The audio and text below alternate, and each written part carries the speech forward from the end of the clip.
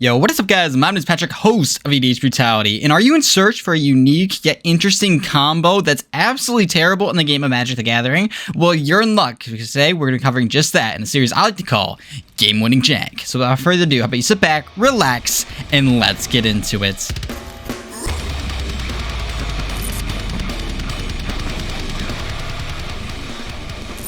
Welcome back, folks, and welcome back to the channel. As always, thank you for dropping by and your ongoing support. You're watching Game-Winning Jank, a series here on the EDH Brutality YouTube channel, in which we showcase 3 janky ways to catapult your next match at Friday Night Magic. It should be noted that there's no particular order or rank and file for today's particular mashup, as well as timestamps will be provided down in the description below. So without further ado, let's get right into our first interaction. And I must admit, this first combo that we are about to display is quite possibly the worst I have ever come up with.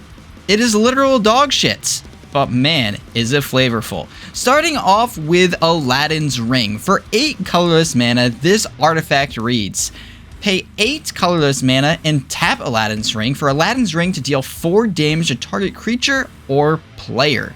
And gosh dang, is that expensive or what? 8 mana to cast and 8 mana to tap to deal 4 damage? Well, it's not quite as expensive as Aladdin's Lamp. For 10 colorless mana, this artifact spell reads: pay X mana and tap. Instead of drawing a card from the top of your library, draw X cards, but choose only 1 to put in your hand. Shuffle the leftover cards and put them at the bottom of your library. X cannot be 0.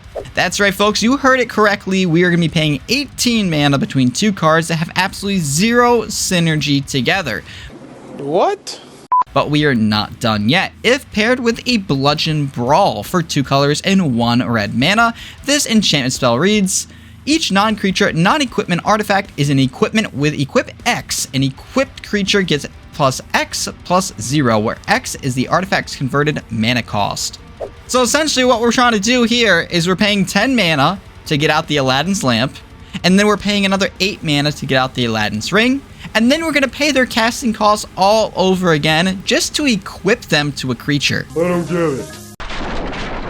And why is this on Game-Winning Jank? Well, why do you even have to ask that? We're paying 39 mana between these 3 cards if we want to make them into equipments and attach them to a creature. So please do not play this combo unless you have infinite mana. If you have infinite mana in your deck and you can generate it easily though, this is going to be a fun one. So we've got our Aladdin's Lamp as well as our Aladdin's Ring, and they're both equipable now. Well, what better creature to equip them to other than Aladdin? Aladdin is a 2 colors and 2 red 1/1 human rogue that reads: pay 1 colorless and 2 red mana and tap to gain control of target artifact. Lose control of target artifact if Aladdin leaves play or if you lose control of Aladdin. And what makes this combo so fun is not only is he a 19/1 on the field thanks to our 2 previously equipped artifacts now turned into equipments, but just look at the art. Not only does he have his ring, but he's even holding the lamp we played for 10 mana. So it's very flavorful. Not only that, but what happens when a genie rubs on a lamp? I see you don't have a lifeguard here at your beach. I'm not at the beach, this is a bathtub. Let me just tell you, his wish will come true. You'll be able to tap him and gain control of any other artifact on the table. And guess what? Thanks to the Bludgeon Brawl, that will also be an equipment. And boom, you can attach it to the Aladdin and make him even larger. With that said, this would not be a synergy here on Game-Winning Jank without a way to close out the game. Obviously, our Aladdin can scale immensely, so let's capitalize it with a Rupture. For 2 colors and 1 red mana, Rupture is a sorcery speed spell that reads: sacrifice a creature, Rupture deals damage equal to that creature's power to each creature without flying and each player. With flavor of all creatures have an inner fire, releasing it can be dangerous, just like releasing the genie out of Aladdin's Lamp. You don't know exactly what you'll get with your wish, and sometimes it may just backfire. So yeah, that's quite possibly the most flavorful combo I have ever created. It's dog shit, I'm gonna be honest. We're spending so much mana just to pull this thing off. But hey, that's why you need infinite mana. There's many ways to do infinite mana in Magic. We're not gonna cover that because there's so many. All you need is infinite mana, throw in these 5 cards, and then just have some fun. Okay, that was a long one, I must admit, but this next synergy on the list is much more plausible.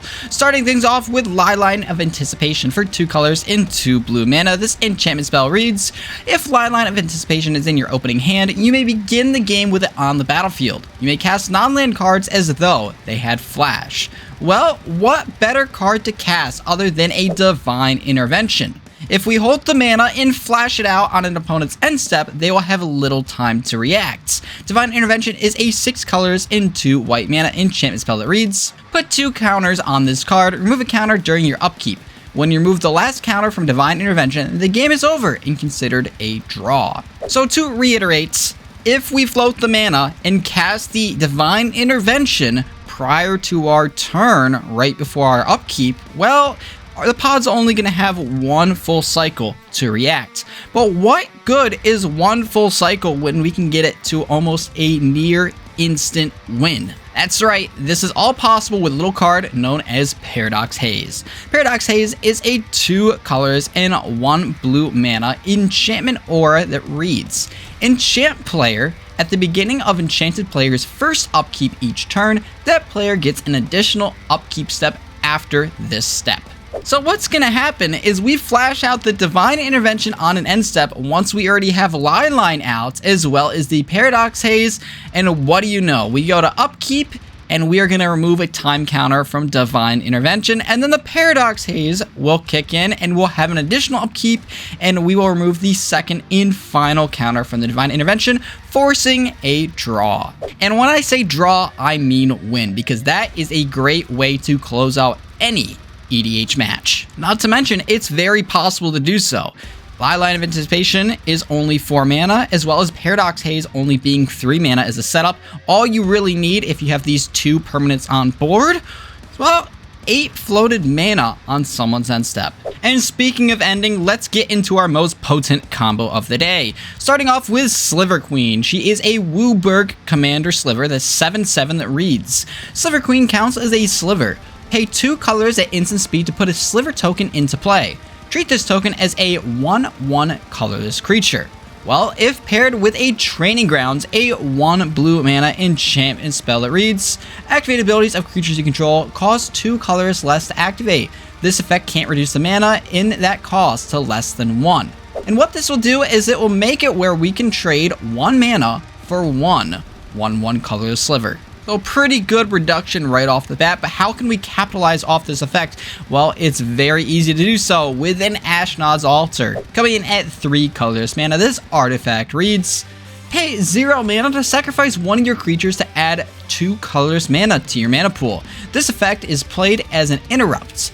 You may not sacrifice a creature that is already on its way to the graveyard. So what does this all mean? Well, it means that our Sliver Queen can generate 1 colorless Sliver for 1 mana, and we can take that Sliver and sacrifice to the altar for 2 colorless mana, which in theory generates not only infinite slivers, but infinite colorless mana. So I'll let your imagination run rampant and just take a wild guess on what you can do with infinite tokens as well as infinite colorless mana. Well, I'll tell you what I do. I incorporate all of the previous combos in today's video, simply because we have the infinite mana to do so, as well as the Wooburg colors to allow all the cards from today's video within a single deck list. But with that said, that's gonna do it for today's episode of Game Winning Jank. I hope you all enjoyed today's interactions. If you have one that you would like to see in a specific episode, make sure to leave it down in the comment section below, and it just may get featured. A quick heads up before we close out the video is EDH Brutality is now streaming on twitch.tv, and we're going to try doing that on a regular basis. So make sure to go check it out. Link down in the description below, and we'll be coming out with a former schedule to get on track within the coming weeks. Somebody said, if you'd like to stay tuned for future videos in the channel, make sure you like, subscribe, and hit the notification bell down in the bottom right-hand corner of your screen. And as always, my name is Patrick, host of EDH Brutality. I thank you for watching. Hope you enjoyed. And I'll see you in the next video. Peace out, guys.